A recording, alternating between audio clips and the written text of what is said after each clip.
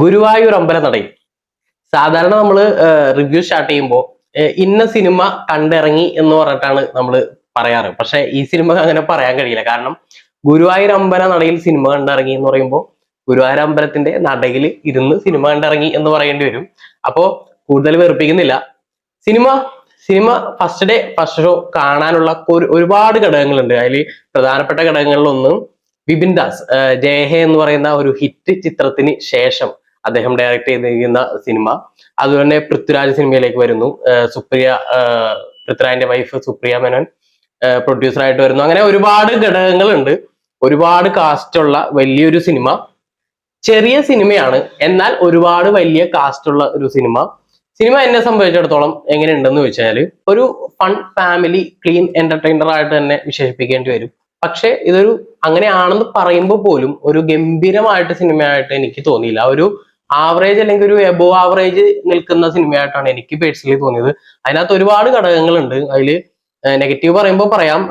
ചെറുതായിട്ട് പറയാന്ന് വെച്ചാല് ഒരു ചെറിയ ത്രെഡ് എടുത്തിട്ട് വലിച്ചു നീട്ടി ഗുരുവായൂരമ്പല നടയിലേക്ക് എത്തിക്കാൻ വേണ്ടി ചെയ്തൊരു പരിപാടിയായിട്ടാണ് എനിക്ക് തോന്നുന്നത്. ഗുരുവായൂരമ്പല നടയിലെ ആ നടയിൽ നടക്കുന്ന കുറച്ച് കാര്യങ്ങൾ എനിക്ക് കുറച്ച് വർക്കായി. പക്ഷെ അതിലേക്ക് എത്തിക്കാനായിട്ട് കുറെ ഇങ്ങനെ വലിച്ചു നീട്ടുന്ന പോലെ എനിക്ക് തോന്നി. അതുകൊണ്ട് തന്നെ ഒരു ആവറേജ് അല്ലെങ്കിൽ എബോ ആവറേജ് സിനിമയായിട്ടാണ് എനിക്ക് പേഴ്സണലി തോന്നിയത്. OTT വരുമ്പോൾ എങ്ങനെ ആളുകൾ സ്വീകരിക്കും എന്നൊക്കെ സംശയമാണ്. വളരെ ചെറിയൊരു സിനിമയാണ്, പക്ഷെ ഇതിലേക്ക് വലിയൊരു കാസ്റ്റും ഇപ്പൊ ഈ പറയുന്ന പൃഥ്വിരാജും അതുപോലെ തന്നെ സുപ്രിയ മേനോനൊക്കെ ഇതിലേക്ക് വരുന്നത് എന്തുകൊണ്ടായിരിക്കും ഇങ്ങനെ ചെറിയൊരു സിനിമയിലേക്ക് വരാൻ കാരണമെന്ന് ഞാൻ ആലോചിച്ചിരുന്നു.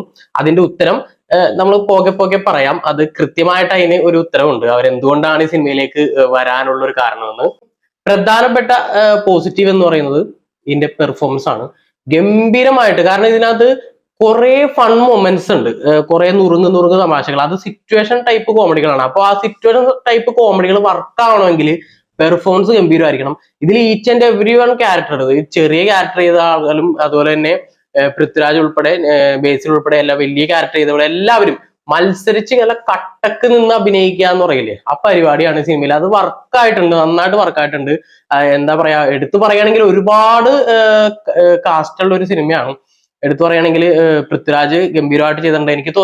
ഞാൻ ഒരു അല്പം ഒരു തെറ്റിദ്ധരിച്ചിട്ടുണ്ടായിരുന്നു. ഞാൻ ഈ ട്രെയിലർ കണ്ടപ്പോ ഒരു പക്ഷേ പൃഥ്വിരാജ് ചില ഇടങ്ങളിലൊന്നും ഓവറാക്കിയേക്കാം എന്ന് വിചാരിച്ചിട്ടുണ്ടായിരുന്നു. പക്ഷെ ആ ക്യാരക്ടർ അങ്ങനെയാണ്. എന്ന് പറയുന്നത് ആനന്ദ് എന്ന് പറയുന്ന ഒരു ക്യാരക്ടറാണ് പൃഥ്വിരാജ് ചെയ്യുന്നത്. ആ ക്യാരക്ടറിന്റെ ഒരു ശൈലി അങ്ങനെയാണ്. അപ്പോ ആ ക്യാരക്ടറിന് കൊടുത്തേക്കുന്ന ഒരു പരിപാടി പൃഥ്വിരാജ് ഗംഭീരമായിട്ട് ചെയ്തിട്ടുണ്ട്. അതുപോലെ തന്നെ ബേസിൽ ഗംഭീരമായിട്ട് ചെയ്തിട്ടുണ്ട്.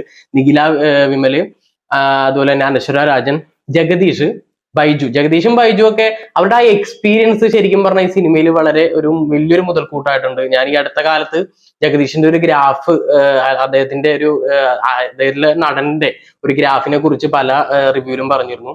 ഗംഭീരമായിട്ടുണ്ട് അദ്ദേഹം ചെയ്തത്. അതുപോലെ തന്നെ നമ്മുടെ പഴയ നടി രേഖ ചെറിയൊരു ക്യാരക്ടറിൽ വന്നിട്ടുണ്ട്, അതും ഗംഭീരമായിട്ട് ചെയ്തിട്ടുണ്ട്. പിന്നെ എന്താ പറയാ, നമ്മുടെ സോഷ്യൽ മീഡിയയിലൊക്കെ വൈറലായ സിജു സണ്ണി, രോമാഞ്ചത്തിലൊക്കെ ഉണ്ടായ സിജു സണ്ണി, അതുപോലെ തന്നെ ജോമോൻ,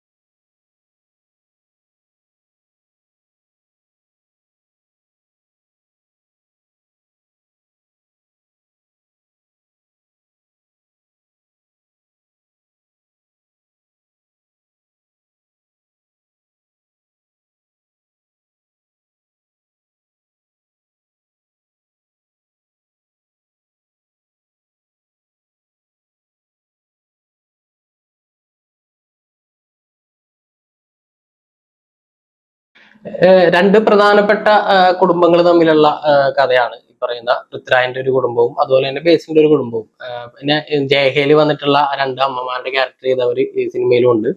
പിന്നെ എന്താ പറയാ, പൃഥ്വിരാജിന്റെ അച്ഛനും അമ്മയായിട്ട് രേഖയും അതുപോലെ തന്നെ ജഗദീഷുമാണ് വന്നിട്ടുള്ളത്. അനശ്വര രാജൻ അനിയത്തിയായിട്ട് വരുന്നു. അവരുടെ ഒരു കല്യാണത്തിന് വേണ്ടി ബേസിൽ നാട്ടിലേക്ക് എത്തുന്നു. അവിടെ എന്താ പറയാ, പൃഥ്വിരാജും ബേസിലും ഒരു അളിയൻ അളിയൻ പാസം ഉണ്ട്. അങ്ങനെയാണ് നാട്ടിലേക്ക് എത്തുന്നത്. പിന്നെ അവിടെ നിന്ന് അങ്ങ് ആ കല്യാണ സംഭവത്തിലേക്ക് വരുന്ന കുറേ പരിപാടികളാണ്. അത് കൂടുതൽ പറഞ്ഞാൽ സ്പോയിലർ ആകും എന്നുള്ളതുകൊണ്ടാണ് പറയാത്തത്. അപ്പോൾ അങ്ങനെ എൻജോയ് ചെയ്യാൻ പറ്റും. പക്ഷെ ഈ പറയുന്ന സിനിമ കുറച്ചുകൂടി കൂടുതൽ നിരീക്ഷിക്കുന്ന ആളുകൾക്ക് കുറച്ചൊന്ന് വലിച്ചിലായിട്ട് ഫീൽ ചെയ്യാൻ സാധ്യതയുണ്ട്. അപ്പോ ഇത്രയൊക്കെ ഉള്ളൂ സിനിമയുടെ വിശേഷങ്ങൾ. മറ്റൊരു സിനിമയായിട്ട് വീണ്ടും വരാം. സിനിമ കണ്ടിട്ടുള്ളവരാണെന്നുണ്ടെങ്കിൽ എന്റെ അഭിപ്രായത്തോട് നിങ്ങൾ യോജിക്കുന്നുണ്ടെങ്കിൽ അല്ലെങ്കിൽ വിയോജിക്കുന്നുണ്ടെങ്കിൽ എന്താണെങ്കിലും താഴെ കമന്റ് ആയിട്ട് രേഖപ്പെടുത്തുക. Bye bye.